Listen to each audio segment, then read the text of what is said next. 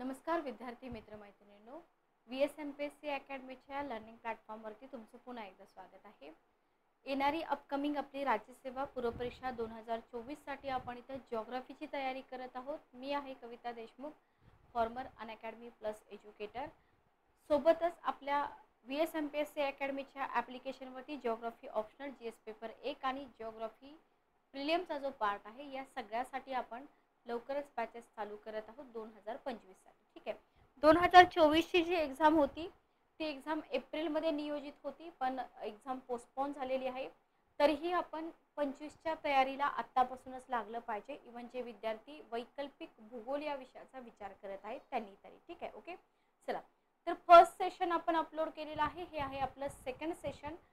Session तुम्ही सिक्वेन्सने बघा, playlist बनवली जाईल. 11वीच्या स्टेट बोर्डावरती आधारित ही आपली सिरीज आहे. तर आपण वेळ न वाया घालवता सेशनला स्टार्ट करूया. जे विद्यार्थी चॅनलवरती नवीन आहेत चॅनलला सबस्क्राईब करा, बेल नोटिफिकेशन ऑन करा, कारण का लेक्चर जेव्हा अपलोड केले जातात तेव्हा तुम्हाला लेक्चरच्या नोटिफिकेशन मिळून जातील. ठीक आहे. ओके, तर आपला चालू होता फर्स्ट टॉपिक भू हालचाली. याच्यामध्ये आपण विभंगाचे जे प्रकार आहेत ते प्रकार बघितलेले आहेत. पुढचा पार्ट आपण कंटिन्यू करूया. गट पर्वत. चला, गट पर्वतावरती क्वेश्चन विचारलेले आहेत आयोगाने, बऱ्याच एक्झाम मध्ये विचारलेत, लक्षात ठेवा. गट पर्वत बघा, भूगर्भीय हालचालींबद्दल खूप काही बघितले आपण फर्स्ट सेशन मध्ये. तर भूगर्भीय हालचालीमुळे ताण आणि दाब हे दोन्ही पॉइंट्स आपण क्लिअर केलेले आहेत. तर ताण निर्माण होणाऱ्या ज्या हालचाली असतात तर तिथं काय होतं, भूकवचाचे भाग एकमेकांच्या विरुद्ध दिशेने ओढले जातात, बरोबर. आणि मग काय होतं, विभंग निर्माण होतो. दोन समांतर विभंगामधील भूकवचाचा भाग जेव्हा वर उचलला जातो, बघा हे खडक आहेत, बरोबर. इथला हा जो भाग आहे ना, हा भाग वर उचलला गेलेला आहे. व्यवस्थित बघा, किंवा आपण दुसऱ्या पेनने दाखवूया म्हणजे तुम्हाला लक्षात येईल. तर हा जो भाग आहे ना, हा भाग वर उचलला गेलेला आहे. ओके, इथं तुम्हाला ॲरो पण दिसत आहे. तर काय होतं, दोन्ही बाजू इथं काय होतं बघा, ठोकळ्याप्रमाणे दिसतो. हा जो भाग आहे ना, हा भाग ठोकळ्याप्रमाणे दिसतो. तर याला काय म्हटलेलं आहे, याला म्हटलेलं आहे गट पर्वत, इंग्रजीमध्ये ब्लॉक माउंटेन. ठीक आहे. ओके, आणि अशाच प्रकारे दोन विभंगाच्या दरम्यानचा भाग स्थिर राहतो, बरोबर. आणि दोन्ही बाजूचा भाग खचल्याने सुद्धा ही क्रिया घडते, लक्षात घ्या. तर इथं तुम्हाला खचदरी, ओके, तर त्यांचा माथा कसा असतो, सपाट असतो. दोन्ही क्रिया तुम्हाला इथं बघायच्या आहेत. तर इथं तुम्हाला जी आकृती 1.7 आहे ही आकृती तुम्ही बघा.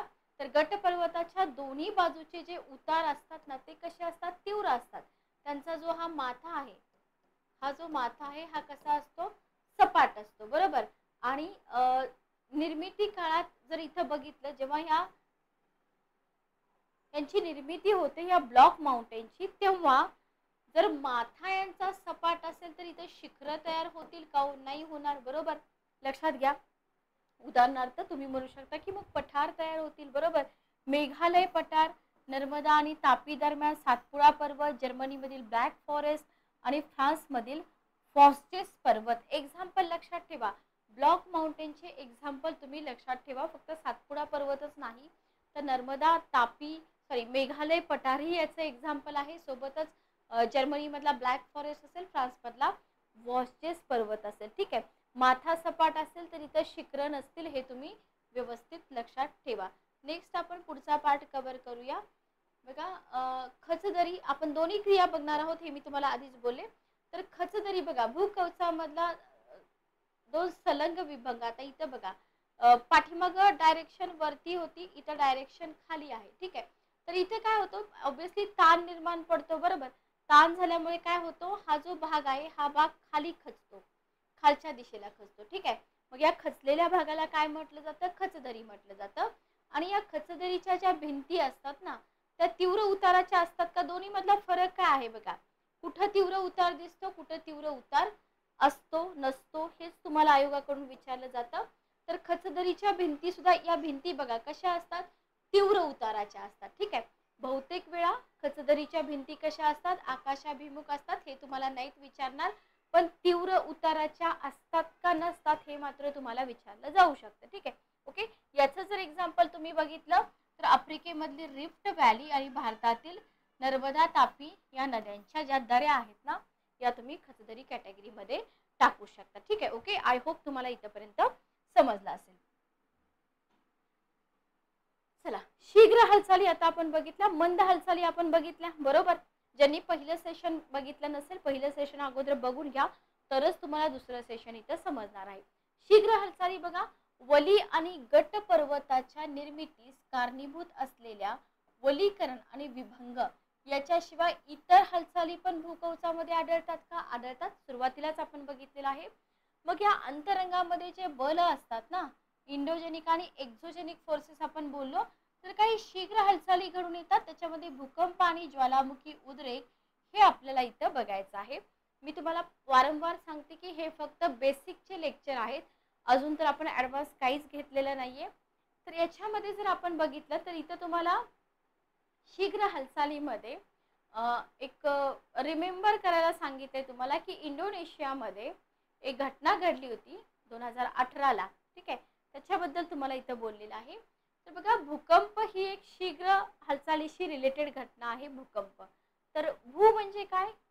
जमीन, बरोबर. कंप म्हणजे काय? कापणे, बरोबर, थरथर कापणे. तर पृथ्वीचा जो आतला भाग आहे, बरोबर, त्याच्यामध्ये हालचाली होतात. ओके, आणि त्या हालचालीमुळे काय होतं, आपण पाठीमागं पण बघितलंय की खडकाच्या थरांमध्ये प्रचंड ताण निर्माण होतो.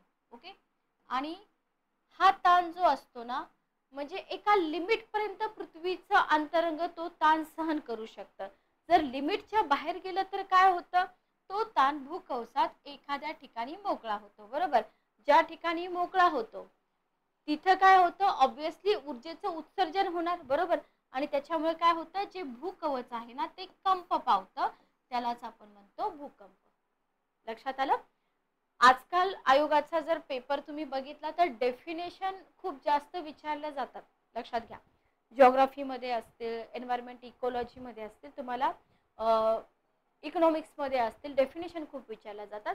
तर भूकवचामध्ये ज्या ठिकाणी हा साचलेला ताण मोकळा होतो त्याला आपण काय म्हणतो, भूकंपाचं केंद्र म्हणतो किंवा भूकंप नाभी असं म्हणतो. हे आपण मला वाटतं 7वी 8वीच्या पुस्तकामध्ये पण बेसिक वाचलेलं आहे. बरोबर, मग या केंद्रापासून काय होतं, विविध दिशांनी ऊर्जा लहरी पसरत असतात आणि भूकंप केंद्रापासून ऊर्जा लहरी ज्या ठिकाणी सगळ्यात आधी पोहोचतात तिथे काय होतो, भूकंपाचा धक्का सगळ्यात आधी पोहोचतो. बघूया आपण डायग्राम मध्ये.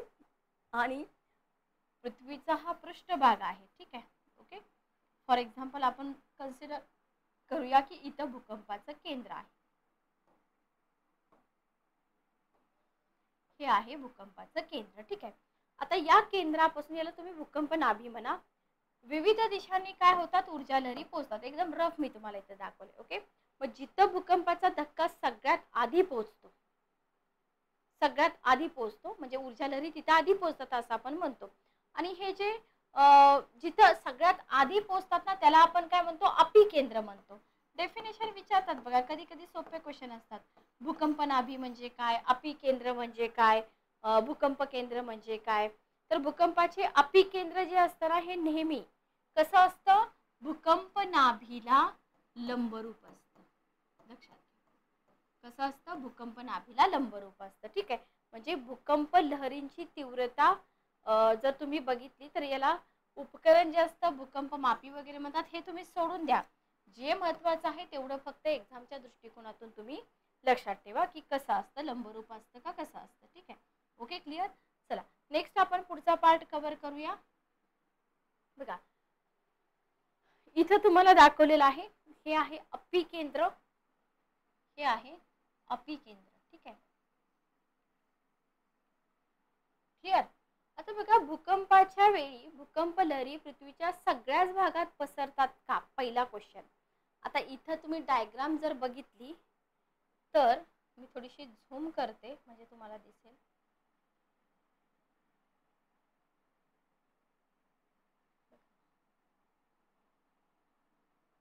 तर सगळ्याच भागात पोहोचतात का, नाही. इथं जर आपण बघितलं तर पी आणि एस लहरी याचे अजून पण टाईप आहेत. लक्षात घ्या, पी आणि एस लहरी. इथं तुम्हाला पी आणि एस लहरी दिसतात या भागामध्ये, पण इथं पी लहरींचा छाया प्रदेश दिलेला आहे, ठीक आहे. इथं तुम्हाला दिलेला आहे पी लहरींचा छाया प्रदेश. ज्या येलो कलरच्या आहेत ना, येलो कलरच्या या आहेत पी लहरी, ठीक आहे. डार्क कलरच्या आहेत या यस लहरी आहेत. ओके. आणि हा ही इकडचा प्रदेश आहे, हा पी लहरींचा छाया प्रदेश आहे. म्हणजे इथं पी लहरी पोचतात का, पोचत नाहीत का, हे आपल्याला माहित पाहिजे, ठीक आहे. ओके. इथं जर बघितलं तुम्ही, हा जो पोर्शन आहे ना, या पोर्शन मध्ये पी लहरी पोचत नाहीत. बघा, हा जो पोर्शन दिसतोय, इथं पी लहरी पोचत नाहीत, इथंही पी लहरी पोचत नाहीत. आणि हा जो भूकवचाचा भाग आहे ना, इथं यस लहरी पोचत नाही, ठीक आहे. ओके.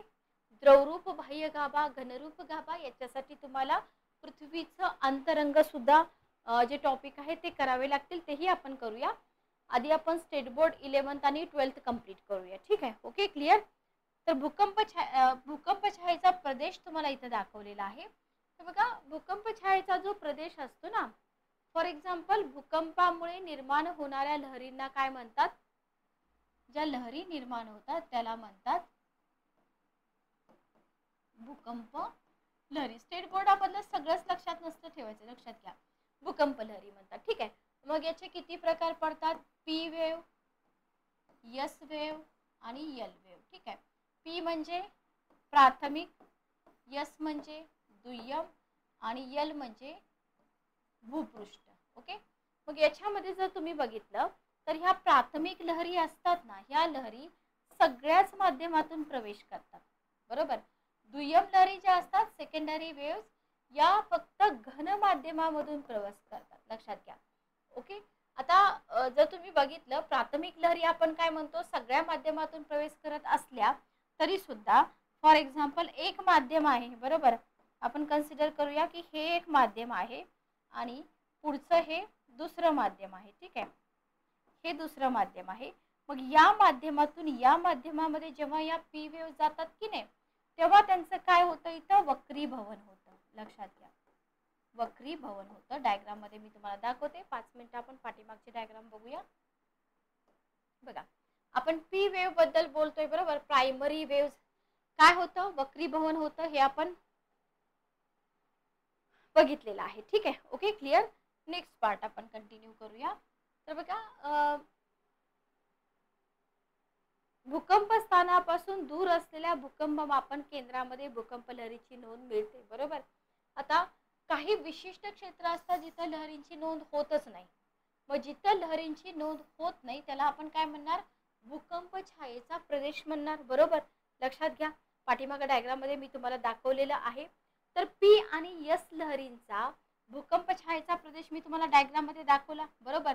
आता इथे लक्षात काय ठेवायचं तुम्हाला, की पी आणि यस लहरींची जी नोंद असते ना, तर कुठे घेतली जाते, अपी केंद्रापासून जर तुम्ही 140 डिग्रीच्या पलीकडे असलेल्या भूकंप मापन केंद्रात स्थानकात येणाऱ्या केवळ पी लहरींची नोंद होते. किती, 140, हे तुम्हाला लक्षात ठेवायचं आहे. आणि इथं 140च्या पलीकडे जर तुम्ही बघितलं तर इथं काय होतं, पी लहरींची नोंद होते. यसची होते का, यसची होत नाही.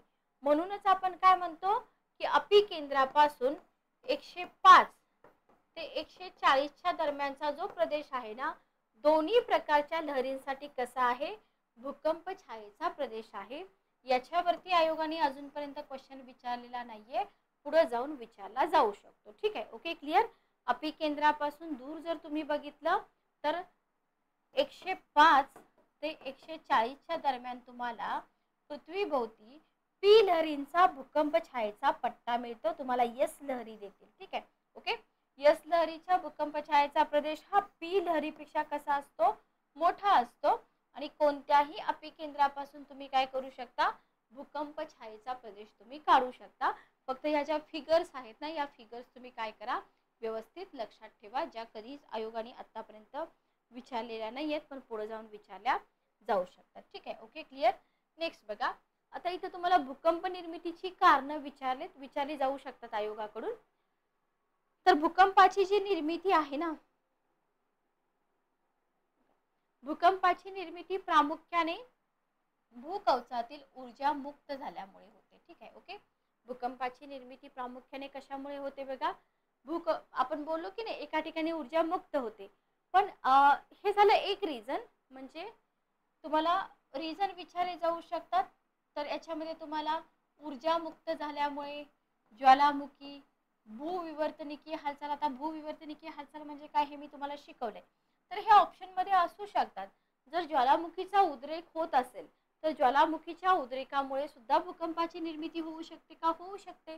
पण जेव्हा ज्वालामुखीच्या उद्रेकामुळे भूकंप होतो तर त्याची वैशिष्ट्ये काही वेगळी असतात. काय वैशिष्ट्य असतात बघा, तर अशा भूकंपाचं केंद्र ज्वालामुखीमुळे होणारे जे भूकंप असतात ना, तर अशा भूकंपाचं केंद्र सहसा कमी खोलीवरती असतं आणि उद्रेकाचा जो जवळपासचा परिसर असतो ना, तिथंच फक्त याचा परिणाम बघायला मिळतो. हे आहे वैशिष्ट्य. उदाहरणार्थ 1881 साली कॅस्केड पर्वतरांगात ज्वालामुखीचा उद्रेक झाला होता, तेव्हा सेंट हेलेन्स इथं 5.5 रिश्टर महत्तेचा काय झाला होता, भूकंप झालेला आपल्याला इथं दिसून येतो. तर हे आहे ज्वालामुखी या रिझनमुळे जर भूकंप झालं तर त्याचं वैशिष्ट्य. सेकंड बघा, भूविवर्तनिकी हालचाल. जर भूकवच लहान मोठ्या पट्ट्यापासून बनलेलं आहे आपल्याला माहिती आहे बरोबर, ते स्थिर आहेत का? नाहीये. मग बाह्य प्रवलनावरील जास्त घनतेचा जो भाग आहे ना, हे तरंगत असतात. ओके, सर्वसामान्यपणे जर तुम्ही सीमावर्ती भागातलं भूपट्ट बघितलं तर इथं भूकंप निर्मिती होऊ शकते. बघा, सीमावर्ती भागामध्ये लक्षात घ्या, प्लेट टेक्टॉनिक्स आपण म्हणतो की नाही, प्लेट्स यात तरंगत आहेत. तर कुठं भूकंप होतो? सीमावर्ती भागामध्ये भूपट्ट हालचालीमुळे काय होतं, भूकंप निर्मिती होते. याच्यामध्ये काय होतं, भूपट्ट सरकणे, एकमेकांवर आदळणे किंवा एक दुसऱ्याच्या खाली जाणे इत्यादी बाबी घडतात. इंडोनेशिया, कॅलिफोर्निया, उत्तर अमेरिका आणि चिली इथले भूकंप तुम्हाला दिसून येतात भूविवर्तनिकी हालचालींमुळे झाल्यामुळं. आणि आपल्या भारतामध्ये जर बघितलं तर उत्तर काशी आणि आसाम मधील भूकंप हे भूविवर्तनिकी हालचालींमुळे झालेले भूकंप आहेत. लक्षात घ्या. ठीक आहे. ओके, स्टेट बोर्ड मधली माहिती आहे अशी लक्षात ठेवा. मानव निर्मित भूकंप चौथं रिझन, म्हणजे पहिलं ऊर्जा निर्मिती धरून हे चौथं रिझन.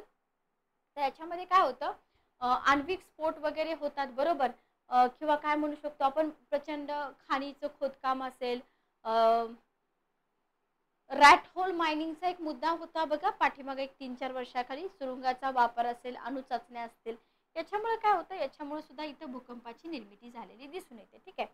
भारतातील भूकंप क्षेत्र, आता आपण जर इथं बघितलं तर आपल्या भारताचे सिंपल क्वेश्चन तुम्हाला येतं, एकूण किती आहेत भूकंप प्रवण क्षेत्र? 5.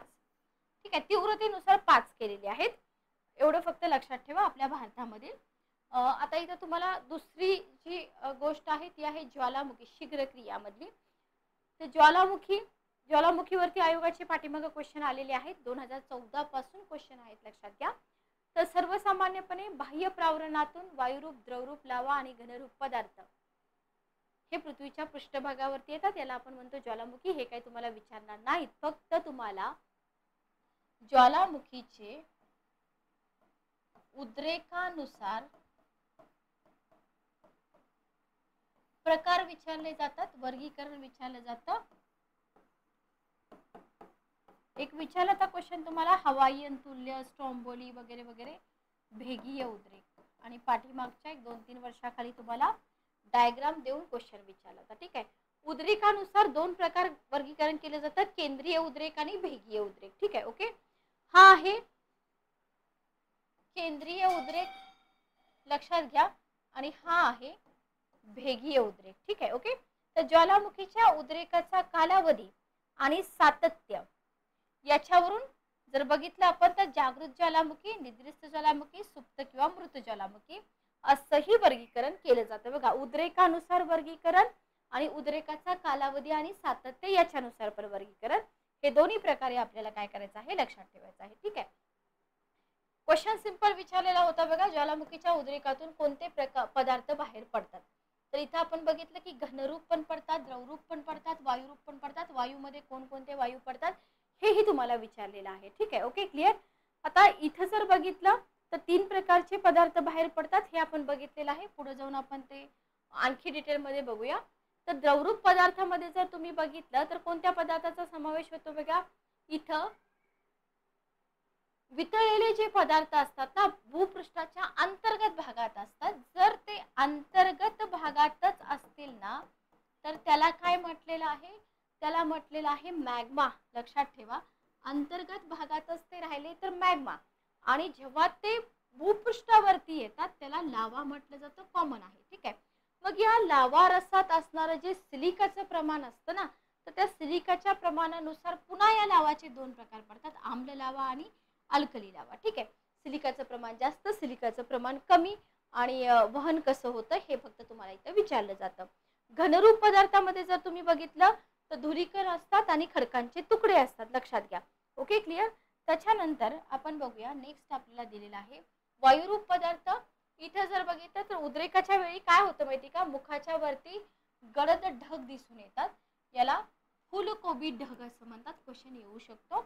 आणि मुखाशी ज्वाला निर्माण होतात, काही ज्वलनशील वायू असतात म्हणून. ठीक आहे. ओके, याच्यावरती तर आयोगाने क्वेश्चन विचारला नाही, पण ज्वालामुखीय भूरूपांवरती आयोगाने अशा प्रकारच्या डायग्राम देऊन क्वेश्चन विचारलेला आहे. ठीक आहे. ओके, आणि होतं काय माहिती का, ब्लॅक अँड व्हाईट डायग्राम देतात, त्याच्यामुळे थोडंसं कन्फ्युजन आपलं जास्त होतं. तर इथं बघा, आपण बोललो लावा म्हणजे काय, मॅग्मा म्हणजे काय, सगळं आपण बघितलं. ठीक आहे. मग जेव्हा भूपृष्ठावरती लावा मॅग्मा येतो त्याला आपण लावा म्हणतो. हा जेव्हा थंड होतो ना त्यावेळी त्याला काय होते, घनरूप अवस्था प्राप्त होते आणि त्या लावापासून बनतात भूरूप. लक्षात घ्या. मग इथं जे पहिलं भूरूप तुम्हाला दाखवलेलं आहे लावा घुमट. बघा, ज्यावेळी मॅग्मा जो असतो ना मुखातून बाहेर येऊन तिथंच घनरूप बनतो. ज्वालामुखीचं हे मुख आहे, इथंच तो घनरूप बनलेला आहे. बघून घ्या, इथंच तो घनरूप बनलेला आहे. मग इथं काय होतं, घुमटाकार टेकडीची निर्मिती होते आणि लावा रसाच्या प्रवाहीपणावर, उदाहरणार्थ हा लावा कुठपर्यंत प्रवाहित होतो त्या पद्धतीने तुम्हाला घुमटाचे आकार इथं दिसून येतात. ठीक आहे. किंवा घुमटाकार टेकड्यांची निर्मिती होते. आणि अल्कली लावा, जसं आपण लावाचे दोन टाईप बघितले, अल्कली लावा, तर अल्कली लावामुळे कमी उंचीचे विस्तृत तळ असणारे घुमट तयार होतात. पण तुम्हाला इथं उलट देतात बघा, अल्कलीच्या ठिकाणी तुम्हाला आम्ल देतील. ठीक आहे. ओके, का बरं असं होतं बघा, अल्कली लावा कसा असतो, पातळ असतो. बरोबर, पातळ असतो, परिणामी तो जास्त प्रवाही असतो, म्हणून आपण काय म्हणू शकतो इथं की विस्तृत तळ असलेले घुमट तयार होतात. तर हे अशा प्रकारे काय करायचं आहे आपल्याला, विधान आणि कारण ज्या कॉन्सेप्ट आहेत त्या व्यवस्थित समजून घ्यायचे की का अल्कली लावामुळेच विस्तृत तळ असलेले घुमट तयार होतात. ठीक आहे. आम्ल लावामुळे का तयार होत आहेत हे आपल्याला इथं माहित पाहिजे. त्याच्यानंतर बघा लावा पठारे, भेगीय ज्वालामुखी आपण बघितले. बरोबर, इथून पसरणारा जो लावा रस असतो ना त्याच्यामुळे काय होते, लावा पठारांची उत्पत्ती होते आणि विस्तृत भूपृष्ठावरती लावा रस पसरतो. उदाहरणार्थ आपला डेक्कन ट्रॅप. ओके, विस्तृत भूपृष्ठावरती हा पसरलेला आहे, त्याच्यातून निर्माण होते याची. ठीक आहे. तर लावा पठार.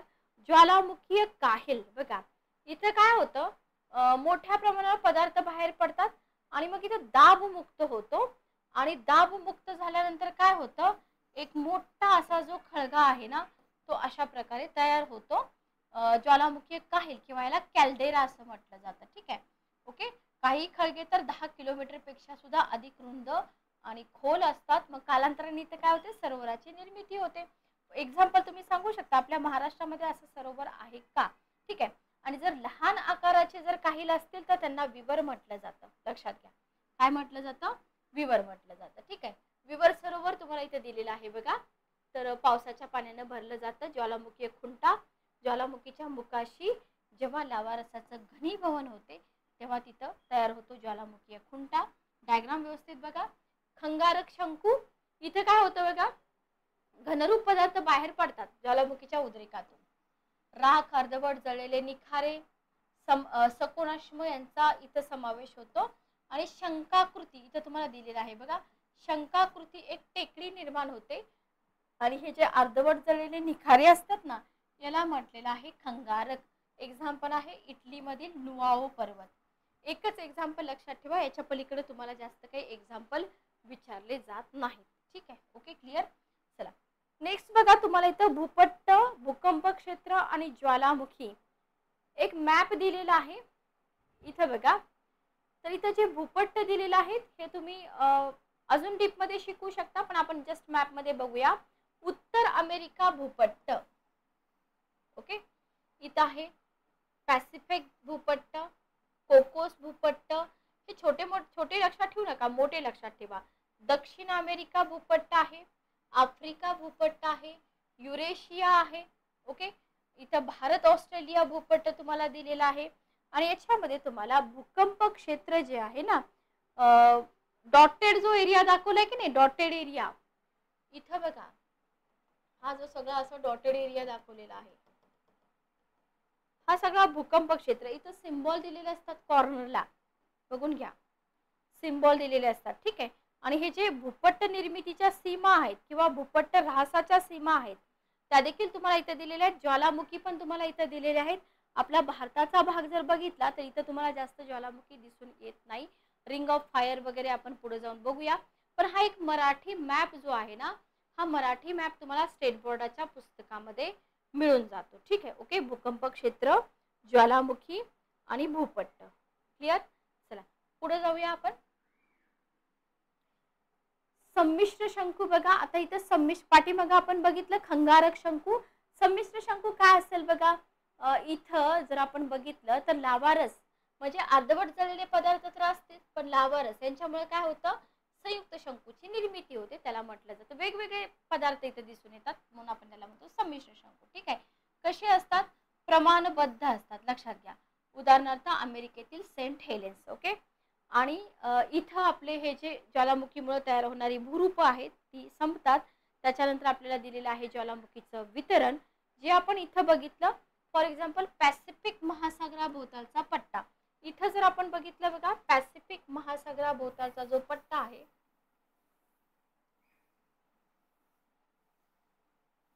हे जे तुम्हाला रेड कलरचे त्रिकोण दिलेले आहेत ना, हे ज्वालामुखीशी रिलेटेड दिलेले आहेत, लक्षात घ्या, ठीक आहे. तर ज्वालामुखीचं वितरण जर बघितलं तुम्ही तर पॅसिफिक महासागराभोवतालचा जो पट्टा आहे ना, त्यालाच म्हटलं जातं पॅसिफिकचं अग्निकंकन, रिंग ऑफ फायर, ठीक आहे. ओके, याच्यामध्ये आता हे सगळे सेंटेन्स तुम्ही समजून घ्या. याच्यामध्ये पॅसिफिकच्या पूर्व आणि पश्चिम किनारपट्टीचा समावेश होतो. आयोग तुम्हाला देईल की फक्त पूर्व किनारपट्टीचा समावेश होतो, तर नाही, पूर्व आणि पश्चिम दोन्हीचा होतो. या पट्ट्यात जगातील बहुतांश उंच ज्वालामुखी शंकू आणि ज्वालामुखी पर्वत आढळतात. कोटोपाक्सी हा जगातला सर्वात उंचावरील जो ज्वालामुखी आहे तो कोणत्या पट्ट्यामध्ये मिळतो, पॅसिफिक महासागराच्या पट्ट्यामध्ये. याच्याशिवाय फुजियामा, हे तुम्हाला जोड्या लावामध्ये विचारतात, Fujiyama Japan, Mount Saint Helens Washington, Pinatubo आणि मेऑन फिलिपाईन्स, ठीक आहे. तर हे पॅसिफिक महासागराभोवतालचा पट्टा, ओके. मध्य अटलांटिक रांग जी आहे, तर इथं मध्य अटलांटिक रांगेच्या दोन्ही बाजूकडील प्रदेशामध्ये तुम्हाला ज्वालामुखीचा समावेश होतो. आणि इथलं क्षेत्र म्हणजे आइसलँड. आणि मध्य भूखंडीय पट्टा जो आहे अल्पाईन पर्वत श्रेणी आहे. आणि भूमध्य सागर क्षेत्र, पूर्व आफ्रिका, स्टॉम्बोली आणि एटना, हे सगळ्यांना माहित असतं, याच्यामध्ये काहीच अवघड नाहीये, ठीक आहे. Okay, clear. चला, तर इथं आपला जो पहिला टॉपिक आहे, हा पहिला टॉपिक संपतो. बेसिक आहे, इथून कट कॉपी पेस्ट क्वेश्चन पडतात. तर हे दोन्ही सेशन तुम्हाला कसे वाटले कमेंट करून नक्की सांगा. नेक्स्ट सेशनमध्ये आपण टॉपिक नंबर 2 स्टार्ट करूया. तुमचे काही सजेशन असतील तर तुम्ही कमेंट बॉक्समध्ये देऊ शकता. भेटूया नेक्स्ट सेशनमध्ये. Good day, take care.